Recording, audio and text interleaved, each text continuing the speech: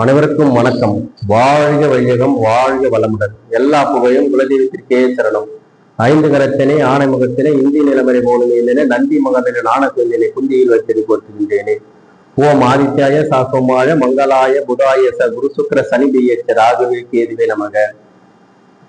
அதாவது இந்த வீடியோ பதிவில் குழந்தை பாக்கியம் ஏன் தள்ளி போகின்றது, குழந்தை பாக்கியம் எதனால் தடைபடுகின்றது, முதல் குழந்தை ஏன் பிராபலத்தில் முடிகிறது, இது போன்று குழந்தையை பற்றி சில தகவல்களை பற்றி பார்ப்போம்.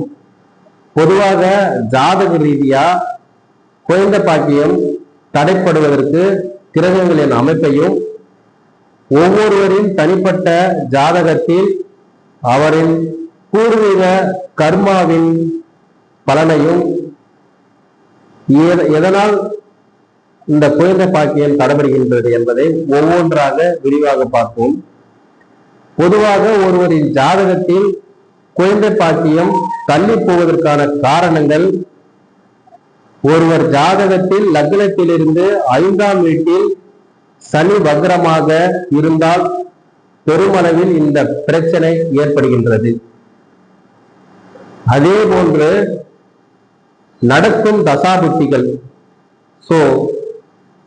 குரு புத்திரகாரகன், அந்த குரு கெட்டிருந்தால் குழந்தை பாக்கியம் தள்ளி போகின்றது.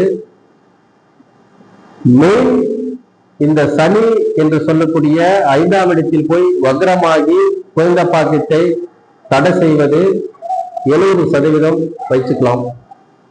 அதே போன்று அவருடைய கர்மா 9ஆம் பாவம் தெய்வ அனுகிரகம் இல்லாமலும் இந்த பிரச்சனை ஏற்படலாம்.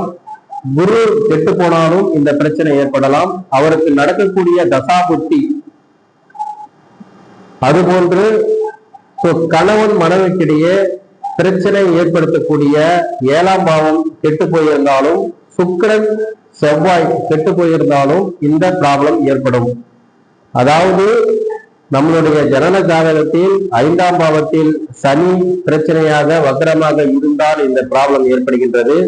குரு பிரச்சனையாக இருந்தால் இந்த ப்ராப்ளம் ஏற்படுகிறது. 9ஆம் பாவம் சரியாக இல்லை என்றாலும் இந்த குழந்தை பாக்கியம் தள்ளிப்படுகின்றது. அதே போன்று நடக்கும் தசாபுத்திகள், 7ஆம் பாவம் கெட்டு போயிருந்தாலும், சுக்கிரன் செவ்வாய் அது பிரச்சனை இருந்தாலும் ஒவ்வொருடைய ஜாதகத்தில் தனிப்பட்ட முறையில் இந்த குழந்தை ஜனனமாவதை தடைப்படுகின்றது. நீங்களே உங்களுடைய ஜாதகத்தை பார்த்து